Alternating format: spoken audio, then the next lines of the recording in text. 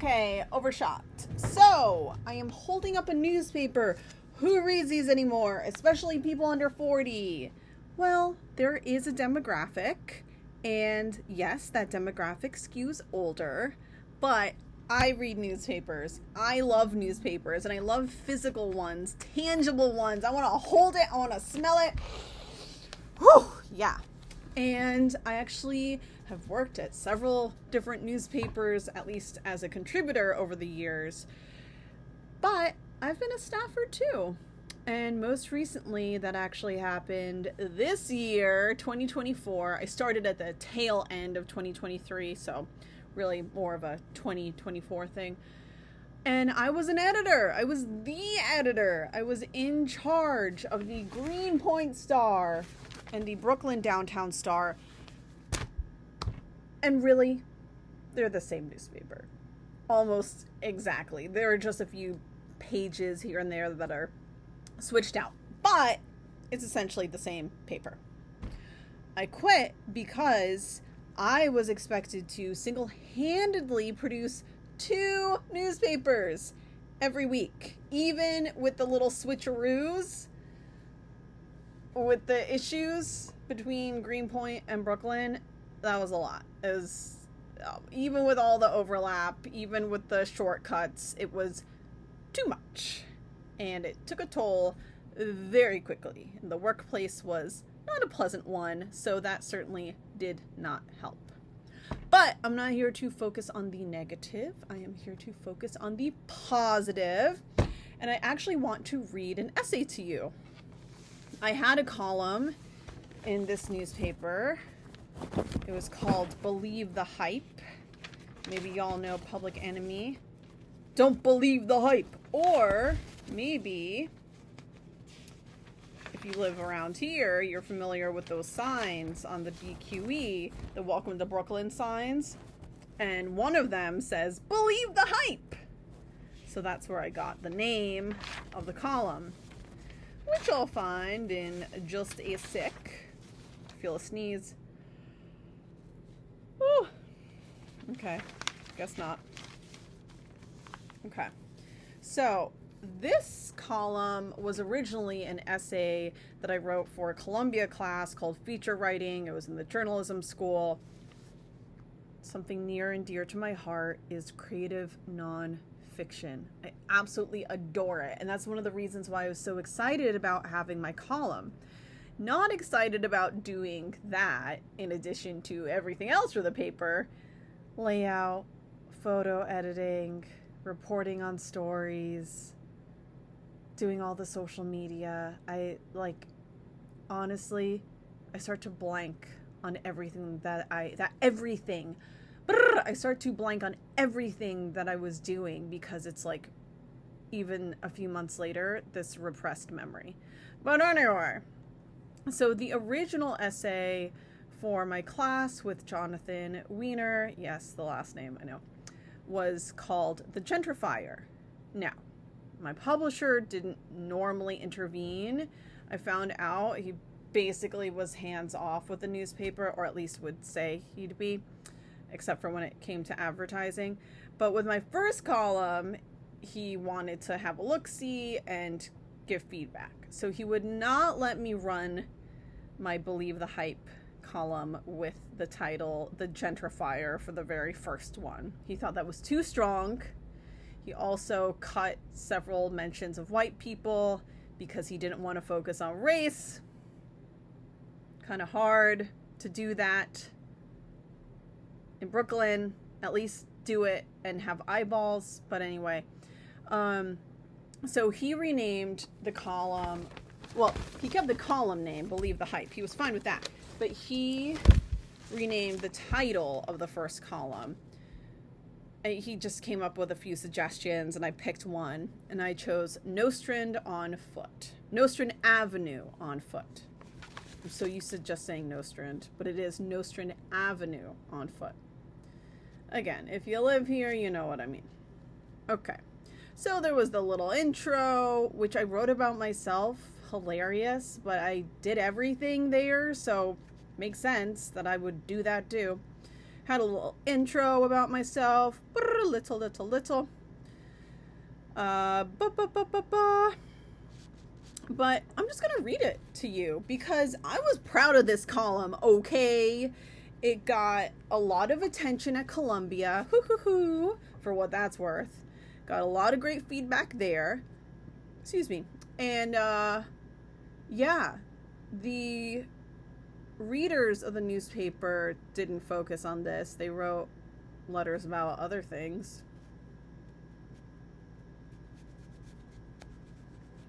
But on social media, I had people, again, not necessarily subscribers of the paper, but people who saw the essay online respond to it.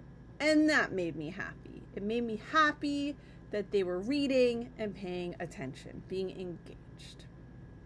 All right. So I'm just going to do a little story time here. Nostrand Avenue on Foot by Christine Stoddard. Let me hold it up, give you a little taste of the paper, huh? All right, now I'm actually going to read. No more like asides or intros or anything. I'm going to read.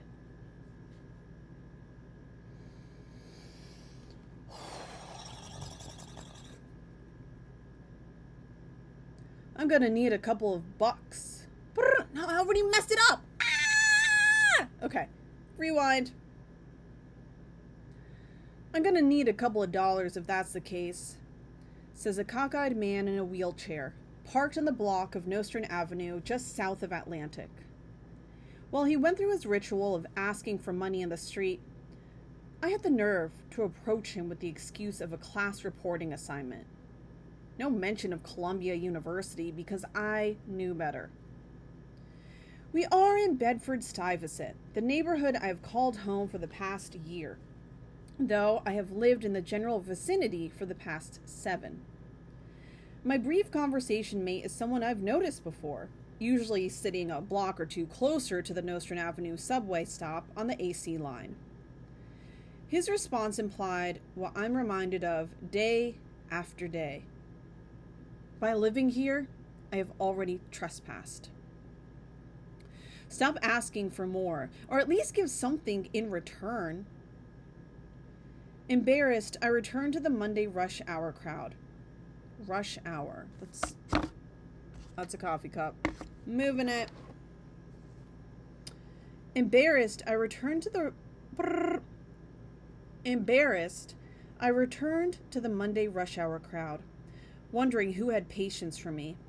After all, wasn't I asking for free emotional labor? My ex, a white, college-educated Virginian in his late 20s at the time, used to complain that Central and East Brooklyn strangers always assumed he had money.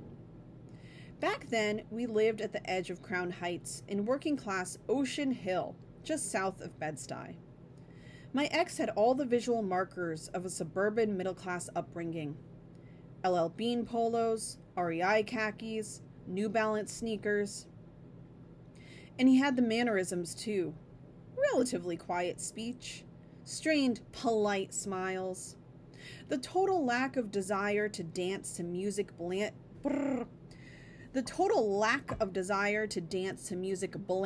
from sidewalk boomboxes. All that was... Should have done the cork, like the cork exercises, right? All that was missing from his Gentrifier in a bag Halloween costume was a Starbucks cup. He didn't drink coffee. I, on the other hand, am more ambiguous because though born and raised in the transient Arlington, Virginia, my parents are not from there. Both lived through poverty and El Salvador's Civil War, during which they met. My father, a native New Yorker, taught me, school's the place for the Queen's English. On the street, you talk fast and slangy. My mother, a Salvadoran immigrant, raised me to never show you have money even when you do. Still, I am not black. My closest proximity to blackness is occasionally being confused for mixed race, half black, half white. In Ocean Hill, A man who noticed me taking pictures with my DSLR on a lone winter's night in early 2020 stopped me to hit on me. Then he asked if I was Spanish or Jewish, as if those were the only ethnic possibilities for me in that neighborhood. A former city historian colleague of mine once explained that Ocean Hill is a historical name, resurfacing in real estate marketing aimed at people like my ex and me, young, non-black, middle class, and from elsewhere.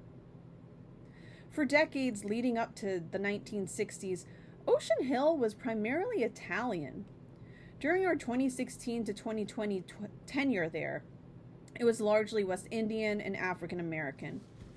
Many of our millennial peers who were raised in Brooklyn called the area Bed-Stuy, Crown Heights, or even Brownsville. Few had heard of this historical name so long out of use. They warned us that Ocean Hill was a gimmick, like how some real estate listings brand the Broadway corridor of Bed-Stuy and Bushwick as Bedwick, or call Eastern Bushwick East Williamsburg. Luckily, we were not paying East Williamsburg or Bedwick rent. Back on this more recent Monday evening, most of the people who speak to me first are men who seem to choose to sexualize me. As I take out my DSLR to document one of the two pizzerias by the subway stop, a smooth man calls to me. "Hey, miss, are you taking pictures today?" It's not an innocent question. I ignore him, knowing that the follow-up will be, "Take my picture, darling." This is a familiar script that sometimes turns hostile as I reject all advances. Casanova continues to say, "Hey," a couple more times from the van he's leaning against, but I walk away. Once, during my first 6 months in Ocean Hill, a scorned catcaller spat on the ground and yelled, "Welcome to Brooklyn, sweetheart." I consider putting up with the catcalling and begging as my price for living in Bed-Stuy. After all, most other aspects of living here make me happy. This is not my birthplace or childhood stomping ground, but it is my home. I benefit from a comfortable apartment and proximity to many lovely local businesses on Tompkins, Throop, Marcus Garvey, and Malcolm X. I shoot hoops at Potomac Playground, which reminds me of the Potomac River dividing Arlington from D.C., and meet friends at Herbert von King Park. My bodega guy has all my bad habits memorized. I know which dollar stores to hit up for which bargains.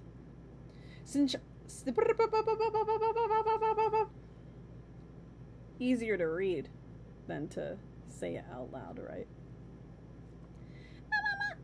Since I first moved here, the neighborhood organization Stoops has supported my creative work, even securing a Brooklyn Public Library residency for me.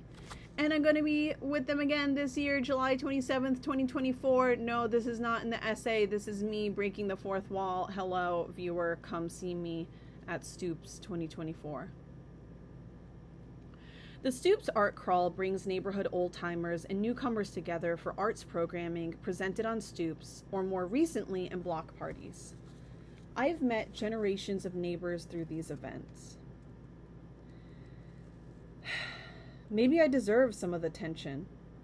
One early morning a few months ago, a 40-something man shimmied up to me while I waited for my bodega sandwich.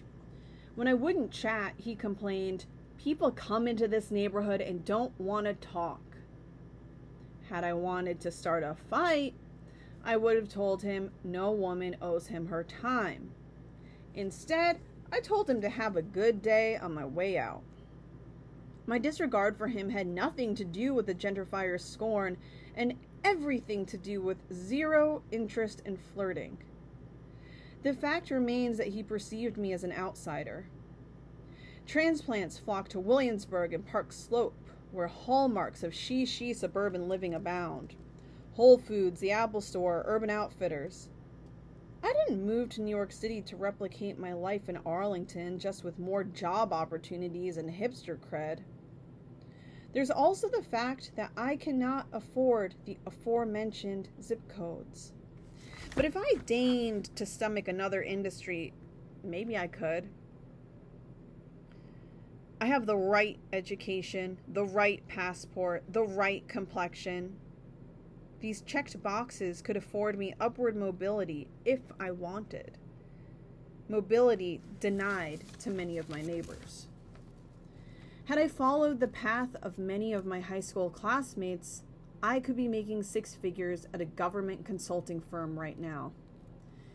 Instead, I rejected that career option. Having the ability to say no comes with privilege. I never begrudged the transplants who moved to my native Arlington to work at the Pentagon or other federal government entities. I wasn't sad when Shirlington, a neighborhood previously known for auto body shops and dark, empty lots, was converted into a lively avenue for shopping and dining. Perhaps I would have felt differently if I had generations worth of roots there or wanted to raise a family there. Now, the cost of living in Greater Washington, D.C. is almost as high as that of New York City.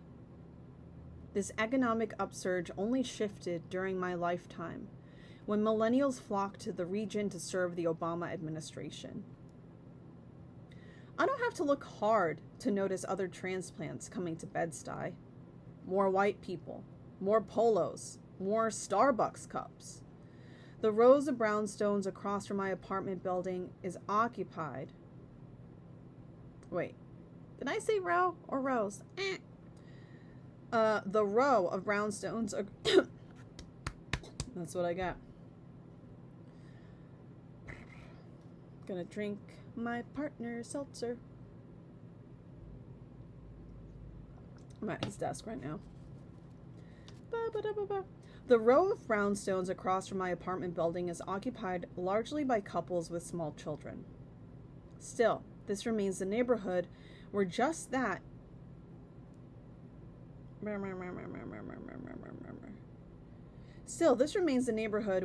during that same evening jaunt, I saw an unstable woman trash picking on Herkimer off the Nostrand Strip.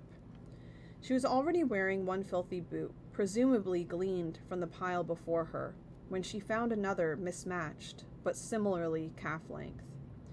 She slipped it on and sashayed in the street, many plastic bags hanging from her shoulders, shrieking as the bags shook. Each bag seemed to contain even more plastic bags.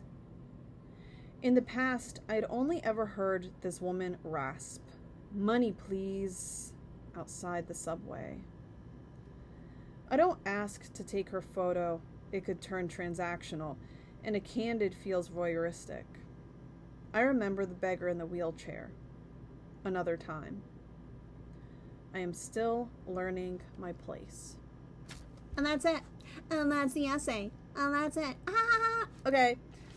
So I no longer write for this newspaper, or should I say the two newspapers.